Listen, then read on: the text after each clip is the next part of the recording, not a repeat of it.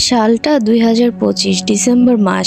আমরা, আমার মা, আমার বোন আর আমার ভাই গ্রামের বাড়ি মাদারীপুরে যাচ্ছিলাম। যেতে যেতে রাত হয়ে যায়। আমাদের রিসিভ করতে আমার মামা আসে। পথে কিছু কিনে নেওয়ার জন্য আম্মু মামাকে টাকা দিলেন। মামা পেয়ারা, আপেল আর রসমালাই কিনে নিলেন। কিন্তু তখন আমরা জানতাম না এই রসমালাই নেওয়াটাই ছিল সবচেয়ে বড় ভুল। আমাদের নানির বাড়িতে যেতে হলে একটা কবরস্থানের পাশ দিয়ে যেতে হয়। ওই পথ ছাড়া আর কোনো রাস্তাও নেই। যাই হোক, আমরা নিরাপদেই নানির বাড়িতে পৌঁছালাম। কিন্তু সেখানে পৌঁছানোর পরেই অদ্ভুত ঘটনা শুরু হলো। আমার ছোট বোন, যার বয়স মাত্র ৫ মাস, হঠাৎ করে অস্বাভাবিক আচরণ করতে লাগলো। সে কারো কোলেই যাচ্ছিল না, কিছু খাচ্ছিল না, শুধু জোরে জোরে কান্না করছিল।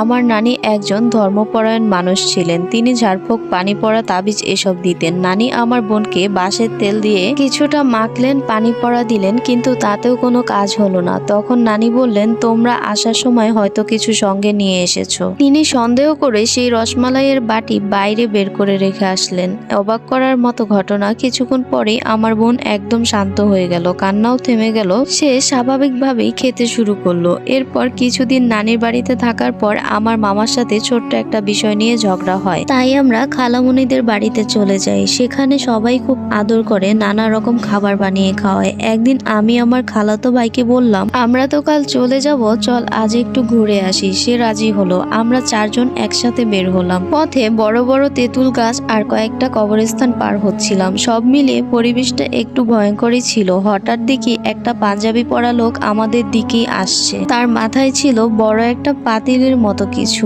আমরা ঠিকমতো তার মুখ দেখতে পারছিলাম না, কিন্তু আমার ভাই, যে আগে মাদ্রাসায় পড়তো এবং হাফেজ ছিল, লোকটার দিকে তাকিয়েও হঠাৎ ভয় পেয়ে গেল। পরে সে বলল, লোকটার পা ছিল উল্টো আর চোখ ছিল রক্তে ভরা। এরপরেই সে জোরে জোরে ইয়াসিন সূরা পড়তে শুরু করলো। আমরা অবাক হয়ে গেলাম, কারণ সে তো অনেক আগেই এই সূরা ভুলে গিয়েছিল, তবুও সে জোরে জোরে পড়ছিল। আমরা দ্রুত তাকে নিয়ে বাসায় ফিরে এলাম। বাসায় এসেই সে কাঁদতে লাগলো আর ভয়ে কাঁপছিল। সন্ধ্যার দিকে আমরা সবাই আবার নানির বাড়িতে ফিরে গেলাম। নানি তাকে লবণ পানি খাওয়ালেন এবং পানি পরে দিলেন। কিছুক্ষণ পর তার শরীরে জ্বর উঠে গেল।